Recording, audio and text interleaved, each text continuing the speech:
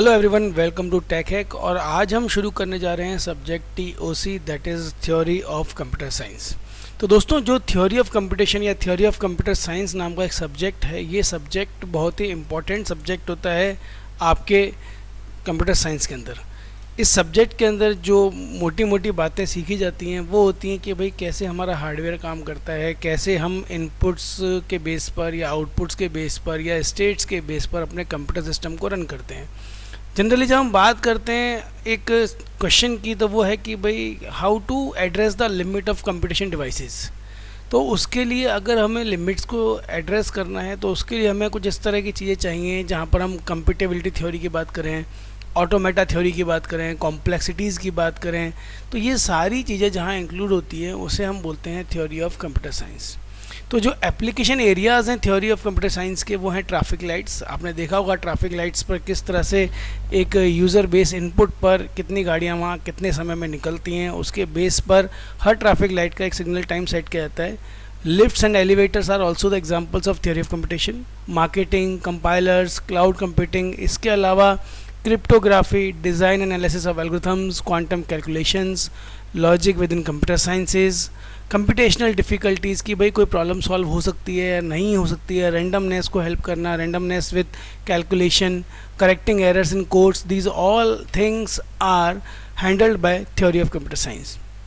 तो दोस्तों, आज की क्लास में हम शुरू करने वाले हैं कि सबसे पहले जो टॉपिक हम लेने वाले हैं वो होगा इंट्रोडक्शन टू ऑटोमेशन। उसके बाद हम देखेंगे कि एप्लीकेशन ऑफ फाइनाइट ऑटोमेटा क्या है, हमारा जो DFA होता है वो क्या होता है। इन सब टॉपिक्स के बारे में हम आज बात करेंगे। तो शुरुआत करते हैं अपने सब्जेक्ट के साथ। तो जो हमारा टॉपिक है वो हम सबसे पहले शुरू करते हैं इंट्रोडक्शन टू ऑटोमेटा। तो जब हम ऑटोमेटा की बात करते हैं तो देखिए, ऑटोमेटा जो वर्ड निकल के आया है ये आया है आपका ऑटोमेशन से।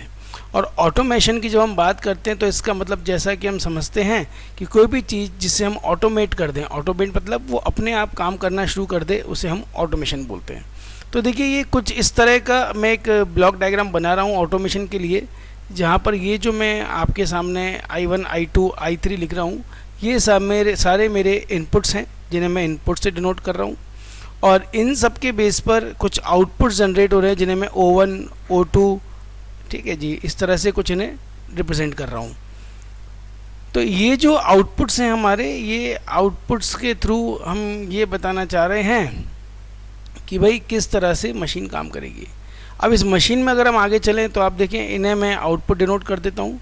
और ये जो बीच वाला पोर्शन है जिसे आप यहाँ ले रहे हैं, इसे हम बोलते हैं ऑटोमेशन। तो ये एक तरह से मेरा एक मॉडल ऑफ ऑटोमेशन का डायग्राम मैंने आपके लिए बना दिया है।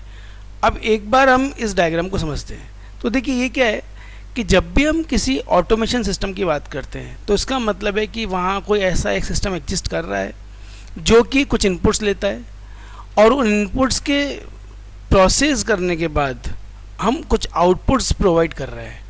तो ये जो इनपुट्स ले रहा है, इन इनपुट्स को लेने के बाद ये क्या कर रहा है कि इन इनपुट्स को लेने के बाद यहाँ पर कोई ऐसा प्रोसेस हुआ है जिसमें कि विदाउट इंटरवेंशन ऑफ ह्यूमन। तो यहाँ पर कोई ह्यूमन इंटरवेंशन नहीं है, कोई ह्यूमन पार्टिसिपेशन नहीं है। तो इस तरह का जो ऑटोमेशन है, इस ऑटोमेशन के प्रोसेस होने के बाद ये कुछ आउटपुट जनरेट करता है। इस प्रोसेस को हम बोलते हैं ऑटोमेशन। जब हम ऑटोमेशन में आगे चलते हैं तो देखिए, इसकी कुछ कैरेक्टरिस्टिक्स हैं। उन कैरेक्टरिस्टिक्स में हमारे पास जो डेटा है वो इस तरह का अवेलेबल है। तो पहला जो है वो है इनपुट। तो जब हम बात करते हैं इनपुट की, तो इनपुट क्या होता है जी? इनपुट का मतलब है कि किसी भी डिफरेंट इंस्टेंट ऑफ टाइम पर जो हमारे पास फाइनाइट नंबर ऑफ इनपुट्स हैं, उन्हें हम बोलते हैं इनपुट। एक सेट का नाम हमने उन्हें दिया, उस सेट को हमने बोला इनपुट। सेम वे हमारे पास कुछ आउटपुट्स भी हैं। तो उन आउटपुट्स को हमने बोला कि भाई एक finite number of fixed value from an output zero. तो हम कह रहे हैं कि हमारे पास जो आउटपुट है उसका एक सेट है, हमारे पास एक इनपुट का सेट है। इनपुट का सेट है जो कि डिफरेंट इंस्टेंट ऑफ टाइम पे आ रहा है, और आउटपुट का सेट है जो कि डिफरेंट इंस्टेंट टाइम पे जनरेट हो रहा है। ठीक है, तो ये आउटपुट हमारे O से डिनोट हो रहे हैं, इनपुट हमारे I से डिनोट हो रहे हैं। इसके बाद हम जो नई चीज़ बात कर रहे हैं वो है स्टेट्स। स्टेट्स का क्या मतलब है? स्टेट्स का मतलब है कि भाई जब हम इस जगह से, जब हम यहाँ इनपुट से आउटपुट में कन्वर्ट हुए होंगे तो जब ऑटोमेशन में चले थे तो यहाँ पर हम किसी एक स्टेट T1 पर होंगे, फिर उसके बाद किसी स्टेट T2 पे आए होंगे, फिर स्टेट T3 पे आए होंगे and so on. Her instant पे हमारी वैल्यूज़ चेंज होती गई होंगी, कुछ प्रोसेस हुआ होगा और लास्ट में हम एक आउटपुट में कन्वर्ट हुए। तो स्टेट्स का मतलब है कि different states at different instant of time, हर एक मोमेंट पर क्या वहाँ पर स्टेट रही उसे हम इंस्टेंट ऑफ टाइम से डिनोट करते हैं, जिसे हम स्टेट्स बोलते हैं। अगर आप चाहें तो हम एग्जांपल ले सकते हैं, जैसे एग्जांपल हम पूछ सकते हैं कि हम किसी कुकर में अगर राइस कुक कर रहे हैं, तो देखिए राइस कुक करने में क्या होगा, जब आपने राइस कुकिंग में डाला तो राइस कुकिंग में ज़रूरी नहीं है कि जब वो आपने शुरुआत में रॉ राइस डाला था वही रॉ राइस आपको एकदम जादू हुआ और लास्ट में आपके फ्राइड राइस बन के बाहर आ गए, ऐसा नहीं होता है। होता क्या है कि हम जब प्रेशर कुकर में इसे पुट करते हैं, इस राइस को पुट करते हैं और यहाँ पानी डालते हैं साथ में, तो पानी डालने के बाद क्या होता है जी, यहाँ पर राइस थोड़ा सा जो हमारा हार्ड राइस था वो थोड़ा सा हमारा माइल्ड हुआ होगा, थोड़ा सा नरम हुआ होगा और थोड़ी देर बाद माइल्ड के बाद वो नई स्टेट में क्या होगा जहाँ कि वो उससे भी ज़्यादा माइल्ड हुआ और अल्टीमेटली कुछ ऐसा स्टेट आया होगा जिस स्टेट में जाकर के हमने बोला कि भाई अब ये ईटेबल पोजीशन में है, ये कुक्ड है, यानी हमारा एक डिज़ायर्ड आउटपुट यहाँ पर बन सकता है। तो ये जो बार बार हम राइस की वैराइटीज़ चेंज कर रहे हैं, जो राइस का हम पोजीशन चेंज कर रहे हैं कि भाई राइस कभी कच्चा था, फिर थोड़ा और गर्म हुआ तो और नरम हुआ, फिर और नरम हुआ और बनने लायक खाने लायक स्थिति में आया, इसे हम बोलते हैं स्टेट से। जो नेक्स्ट टॉपिक है वो है हमारा स्टेट रिलेशन। अब इस जो स्टेट रिलेशन की बात कर रहे हैं तो इसका मतलब है कि भाई आप किसी एक स्टेट पे खड़े हुए हैं, अब अगली स्टेट पे जाना है आपको, तो वो कैसे जनरेट होगी, तो उसके लिए हम बोल रहे हैं कि जो भी नेक्स्ट स्टेट है उसे डिटरमिन करने के लिए हम प्रेजेंट स्टेट और प्रेजेंट इनपुट पर काम करते हैं कि जो भी आपकी प्रेजेंट स्टेट है और उस स्टेट पर जो इनपुट मिला वो इनपुट आपका एक नेक्स्ट स्टेट को जनरेट करता है। तो ये इनके थ्रू हम स्टेट रिलेशन को डिफाइन करते हैं।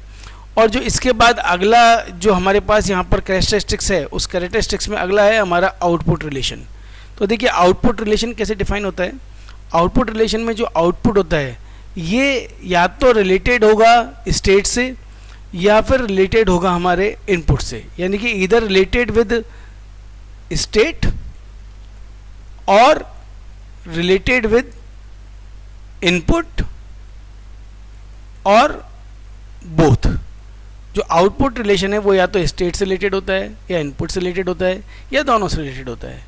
इस तरह से हम अपने ऑटोमेटा का जो बेसिक ऑटोमेशन है उसे हम डिफाइन कर सकते हैं। जब हम बात करते हैं एप्लीकेशंस ऑफ ऑटोमेटा की, तो देखिए जब हम बात कर रहे हैं एप्लीकेशंस ऑफ ऑटोमेटा की, तो जैसा मैंने आपको शुरुआत में बताया था, तो एप्लीकेशंस हमारे पास काफ़ी सारी हैं।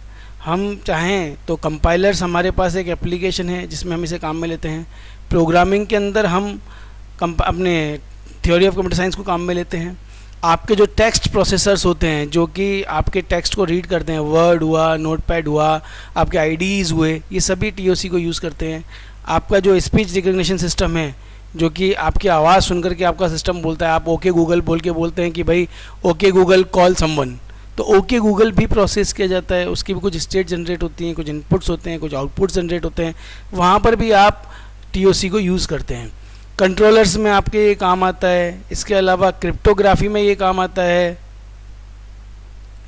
इसके अलावा अगर आप जानना चाहते हैं कि और कहाँ का काम आता है, तो वैसे मैं आपको शुरुआत में बता चुका हूँ, फिर भी अगर आप चाहें तो आपके कोड्स में जो एरर होती हैं उन कोड्स एरर को रिजोल्यूशन में काम आता है। ये उनको वन बाय वन, जैसे आप देखते हैं ना आजकल बहुत सारे टूल्स हैं, जैसे कि आपका ब्लैक बॉक्स एआई है, ये क्या करते हैं आपके प्रॉब्लम के बेस पर आपको कोड जनरेट करके देते हैं।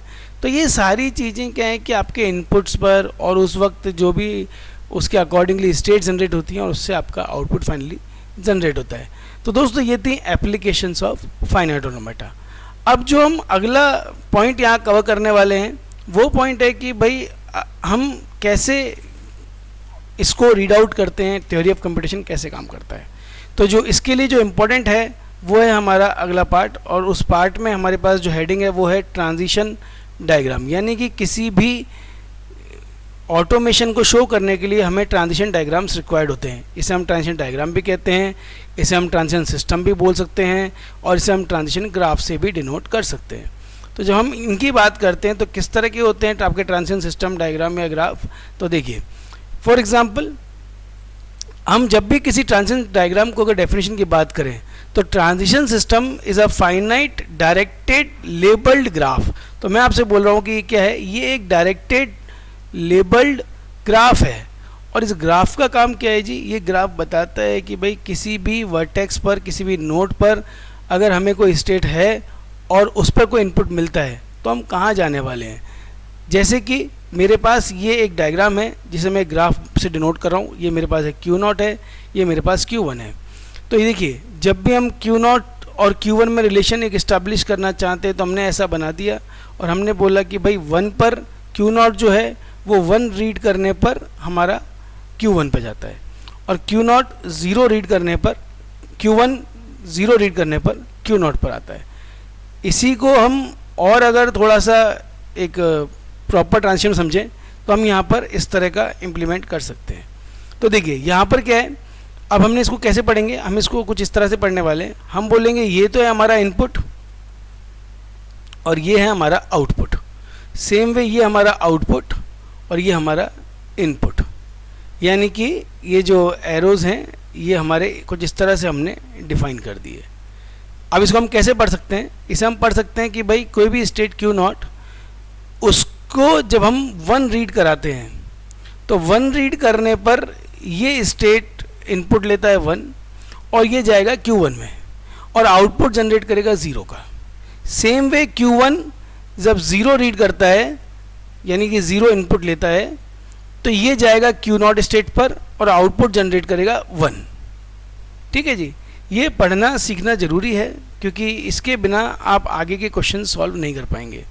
इस तरह के रिप्रेजेंटेशन को हम बोलते हैं ट्रांजिशन डायग्राम, ट्रांजिशन सिस्टम या ट्रांजिशन ग्राफ। यानी कि ट्रांजिशन सिस्टम क्या है, ट्रांजिशन सिस्टम एक फाइनाइट डायरेक्टेड लेबल्ड ग्राफ है जिसमें हर वर्टेक्स एक स्टेट को रिप्रेजेंट करता है। यानी ये जो वर्टेक्स है ये हमारे स्टेट हैं, ये हर वर्टेक्स एक स्टेट को रिप्रेजेंट करता है, और जो डायरेक्टेड एज है ये हमारा ट्रांजिशन को रिप्रेजेंट करता है। तो ये जो एज जा रहे हैं ये एज हमारे ट्रांजिशन है यहाँ पर, और हमारा जो वर्टेक्स है वो हमारे स्टेट है। ठीक है जी, इस तरह से हम ट्रांजिशन डायग्राम को रिप्रेजेंट्स कर सकते हैं। इसके बाद जो हमें आना चाहिए वो है कि एक्सेप्टेंस ऑफ स्ट्रिंग। अब एक्सेप्टेंस ऑफ स्ट्रिंग को कैसे डिफाइन करते हैं उसके लिए हम चलते हैं अगले टॉपिक की तरफ। तो अगला टॉपिक कहता है एक्सेप्टेंस ऑफ स्ट्रिंग के बारे में।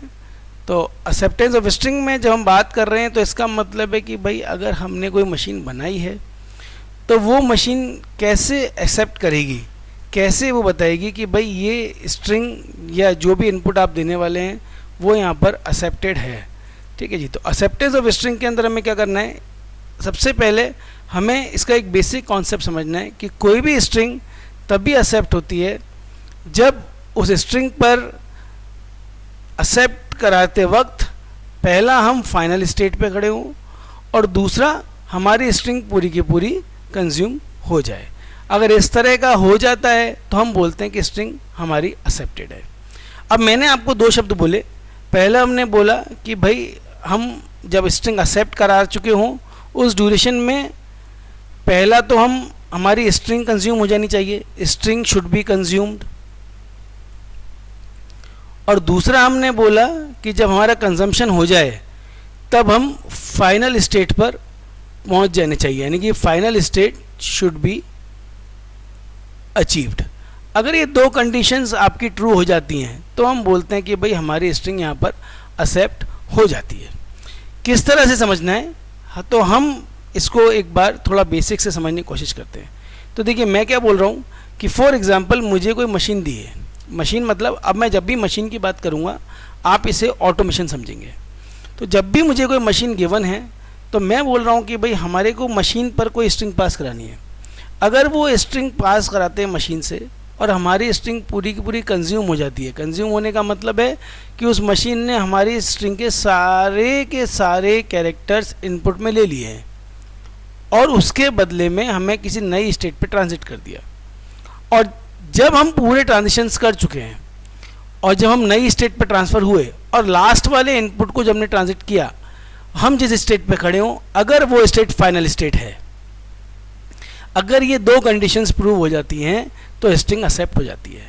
मैं फिर से रिपीट करता हूँ, स्ट्रिंग एक्सेप्टेंस का मतलब है दो इस कंडीशन, पहली condition string should be consumed और दूसरी condition final state should be achieved. पहली कंडीशन का मतलब है कि आपने जो भी स्ट्रिंग की है, जैसे कि मैंने दिया AA BB, तो मैं हर एक इनपुट को मेरी मशीन रीड कर सकती है। तो उसने ए भी रीड किया, उसने ये वाला ए भी रीड किया, उसने ये वाला बी रीड किया और उसने ये वाला बी रीड किया। तो मेरी मशीन में ट्रांजिशंस इस तरह के डिफाइन होने चाहिए कि सारे का सारा स्ट्रिंग को रीड कर सके। और जब उसने ये लास्ट वाला इनपुट पढ़ा, तो वो जिस स्टेट पे खड़ी है, वो स्टेट अगर मेरी फाइनल स्टेट है, तो हम बोलेंगे कि हमारी स्ट्रिंग एक्सेप्ट हो गई है। अब हो सकता है आपके मन में डाउट है, अगर आप बिल्कुल जीरो से शुरू कर रहे हैं आज, कि भाई इनिशियल और फाइनल स्टेट क्या होती है। देखिए, इनिशियल स्टेट होती है जहाँ से हम शुरू करते हैं, यानी कि हमारा स्टार्टिंग पॉइंट।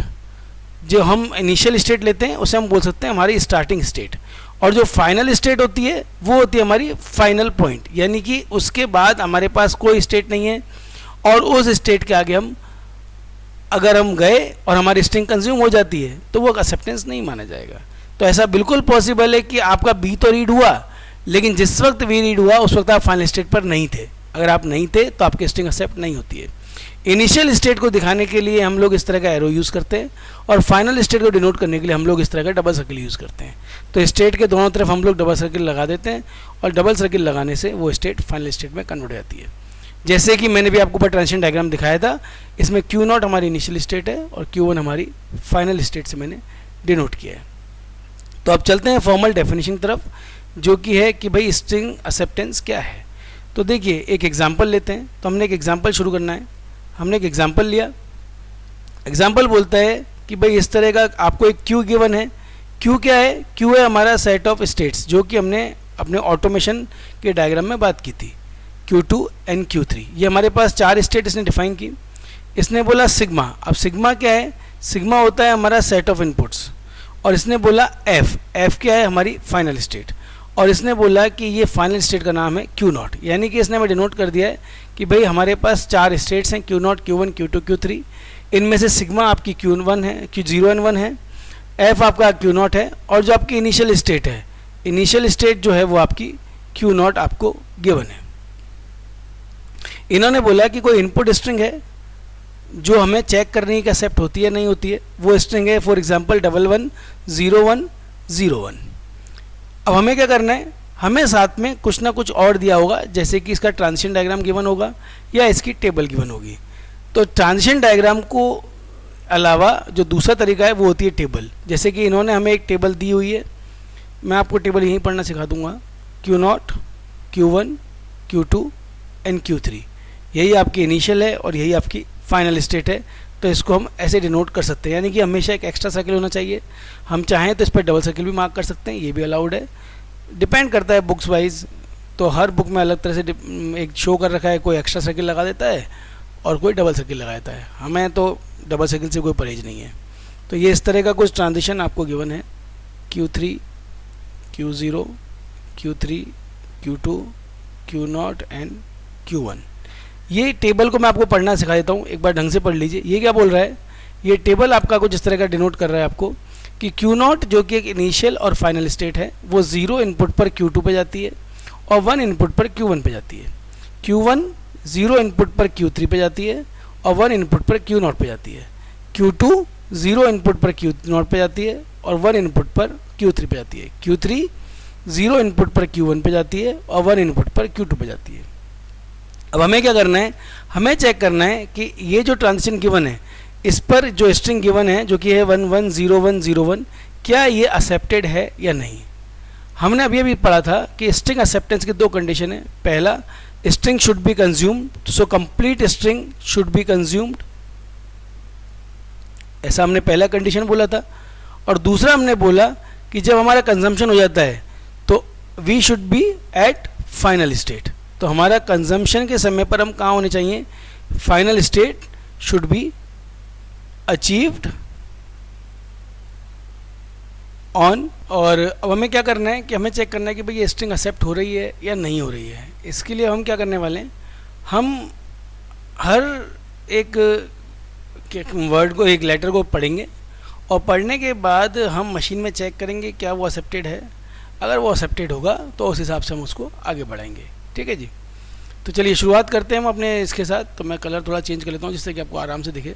ठीक है, नाउ स्टार्टिंग विद, तो ये क्या बोलता है, ये बोलता है कि भाई Q0 0 रीड करके Q2 पे जाता है, 1 रीड करके Q1 पे जाता है। तो इसको हम कुछ इस तरह से कर सकते हैं, जो बेसिक होता है वो इस तरह से होता है।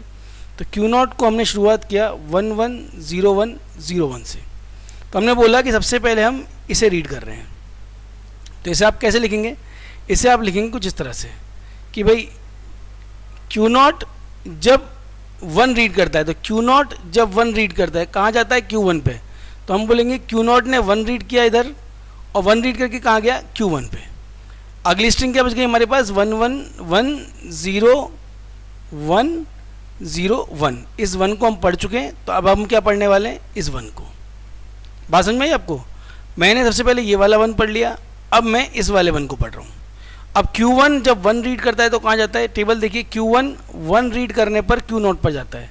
तो हम क्या करेंगे, इसे वापस से लिखेंगे कि ये जाएगा Q0 पर, और ये बन गया 1 1 0 1 0 1। अब हम रीड करेंगे 0।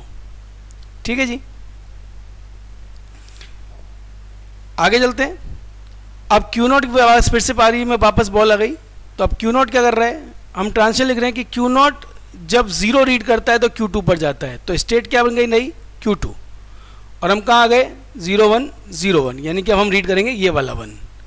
अब Q2 जब 1 रीड करता है तो कहाँ जाता है, Q3 पर, यानी कि नई स्टेट क्या बन गई मेरे पास, नई स्टेट बन गई Q3, और स्ट्रिंग क्या बच गई 0 1 0 1 में। अब ये वाला 0 रीड करना है। अब Q3 0 रीड करके कहाँ जाता है, Q1 पर, जैसा टेबल बता रही है। तो Q3 0 रीड कर जाता है Q1 पर, टेबल ने बताया इसलिए मैंने लिखा। अब हमारे पास क्या बचा, ये वाला 1 रीड करना है। अब ये वाला 1 रीड करने के लिए जब हम आगे चले तो हमने देखा कि भाई अब Q1 स्टेट है हमारी जो कि 1 रीड कर रही है। Q1 1 रीड करने पर जाता है Q0 पर, यानी कि हम कहाँ से आ गए स्टेट पर, हम आ गए स्टेट Q0 पर। हमारे पास पढ़ने के लिए क्या बचा है, तो हमारे पास पढ़ने के लिए कुछ भी नहीं बचा है, क्योंकि हम सारी जितने भी हमारे पास कैरेक्टर्स थे हम स्ट्रिंग के सारे कैरेक्टर रीड कर चुके हैं।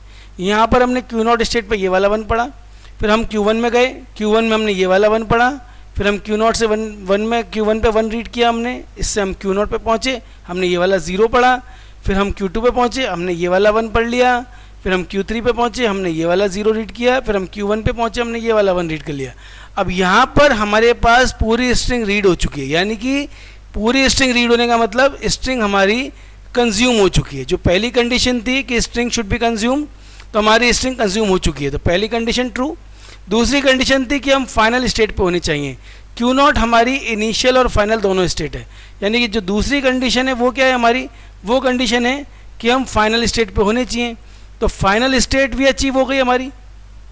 तो अगर हमारी दो कंडीशन ट्रू हो जाती हैं, पहली स्ट्रिंग कंज्यूम्ड और दूसरी फाइनल स्टेट इज अचीव्ड, इसे हम बोलते हैं कि स्ट्रिंग इज एक्सेप्टेड। तो हम लिखेंगे हैंस स्ट्रिंग इज एक्सेप्टेड। अगर ये दो कंडीशन ट्रू हो जाती हैं तो हम बोल सकते हैं कि हमारी स्ट्रिंग एक्सेप्ट हो गई है। तो दोस्तों ये था हमारा स्ट्रिंग एक्सेप्टेंस का टॉपिक, और ये जो मैंने आपको इस तरह से चला के दिखाया जहाँ पर डेल्टा ट्रांजिशन पर स्टेप में इसको मूवमेंट देता गया, इस मूवमेंट को, इस लिखने के तरीके को हम रिप्रेजेंट करते हैं आईडी से।